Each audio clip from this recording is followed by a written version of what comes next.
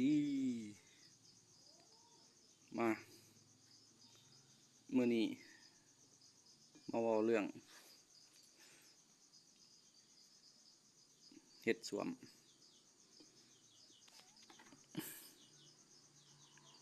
ตัวนี้เฮาสิเฮ็ดให้มันก้นของมันนี่ลุบเข้าไปในเลย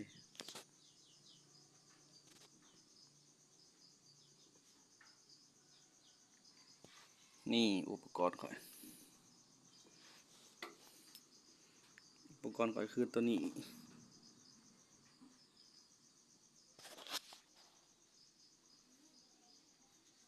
ใบเลื่อย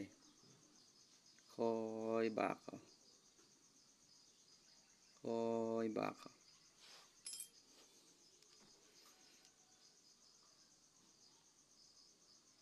จนมันลุบก้นแม็กลุบเข้าไปในเราเลยเด้อบากแหละสิทายเบิ่งนี้ควรแล้วเนาะจากอุปกรณ์บ้านๆเข้าแล้ว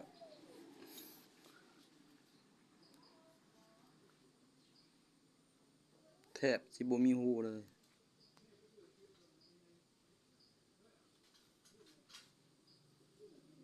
เพียงจึ๊ด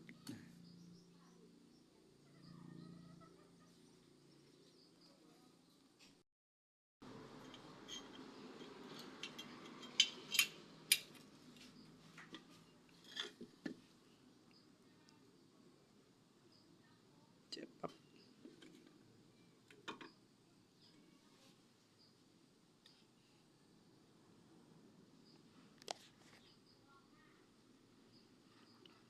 ต่อไปสิมาหาศูนย์เข็มไฟ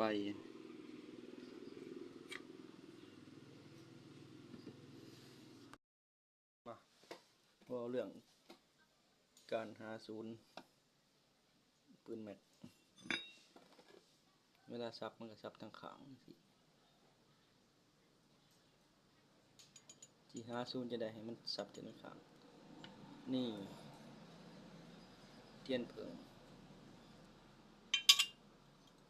ปั๊บเข้าจังซี่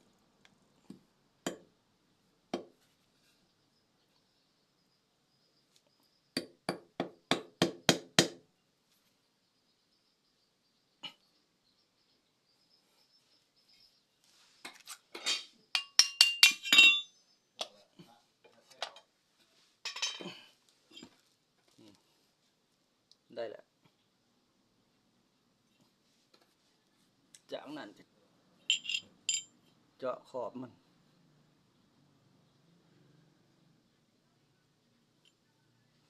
นี่เดี๋ยวสิเจาะให้เบิ่งเด้อ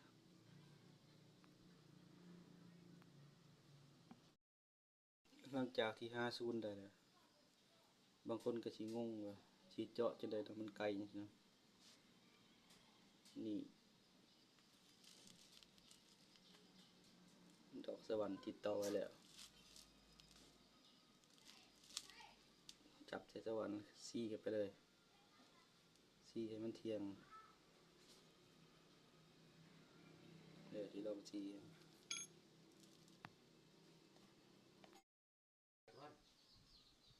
เด้อเจาะแล้วล่ะนี่ตัวเจาะ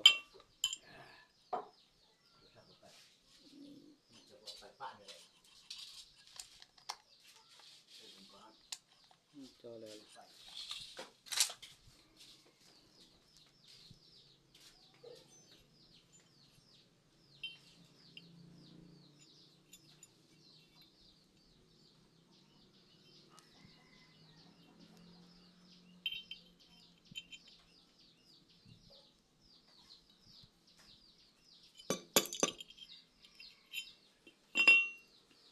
ตัวนี้คือ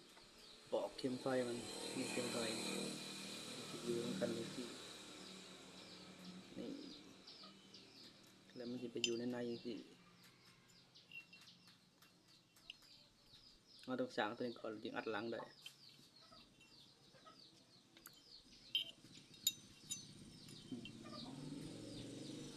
เดี๋ยวจะเข้าไปเบิ่งจอดแล้วล่ะเข็มไฟ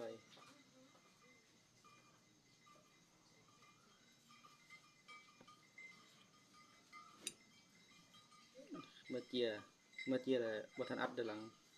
ต้องมาเฮ็ดตัวปลดเราก่อน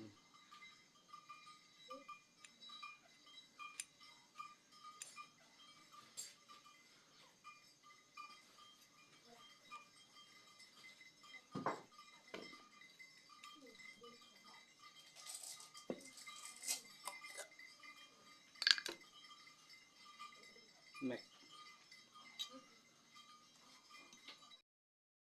จอดล่องเข็มไฟแล้วก็มาเจียแต่งก็น้อยสิเฮ็ดระบบคัดปอกกับระบบปลดเราให้เบิ่ง